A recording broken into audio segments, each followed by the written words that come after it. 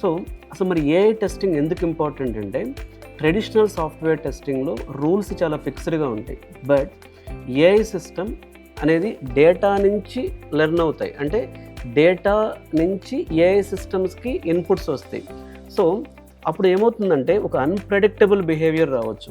So ఒకవేళ AI testing చేయకుండా system release చేస్తే రాంగ్ ప్రెడిక్షన్స్ ఇవ్వచ్చు, బయాస్డ్ డెసిషన్స్ ఇవ్వచ్చు, ఈవెన్ సో అంటే అన్ఎక్స్పెక్టెడ్ రెస్పాన్సెస్ ఇవ్వచ్చు, అన్సేఫ్ అవుట్పుట్స్ ఇవ్వచ్చు. కాబట్టి ఏఐ క్యూఏ ఇంజనీర్ని కంపెనీస్ హైర్ చేస్తున్నాయి.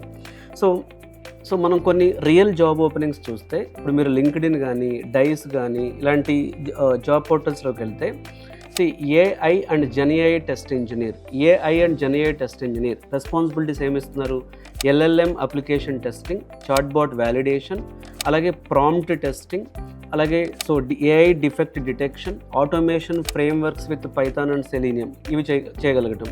అలా ఇంకొక రోల్ చూస్తే మనం ఏఐ సీనియర్ టెస్ట్ ఇంజనీర్. ఇందులో ఏఐ మోడల్ని వ్యాలిడేట్ చేయటం, డేటా క్వాలిటీని టెస్ట్ చేయటం, వర్క్ ఫ్లో రిలయబిలిటీని టెస్ట్ చేయటం, కొన్ని ఆటోమేషన్ టెస్టింగ్ ఫ్రేమ్వర్క్స్ వాడటం.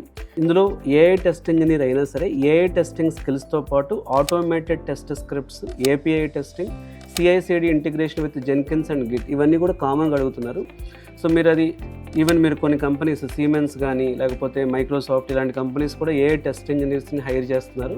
బికాజ్ టు టెస్ట్ వాళ్ళ ఎల్ఎల్ఎం కానీ ML applications with advanced automation ఫ్రేమ్వర్క్తో టెస్ట్ చేయడానికి. సో ఇప్పుడు ర్యాపిడ్గా ఏఐ సిస్టమ్స్ని బిల్డ్ చేస్తున్నారు కాబట్టి ఆ ఏఐ సిస్టమ్స్ని టెస్ట్ చేయడానికి అడ్వాన్స్డ్ ఆటోమేషన్ ఫ్రేమ్వర్క్ ఉండాలి. కాబట్టి AI tester with strong automation, AI tester with strong automation అనేది one of the important skill అవుతుంది.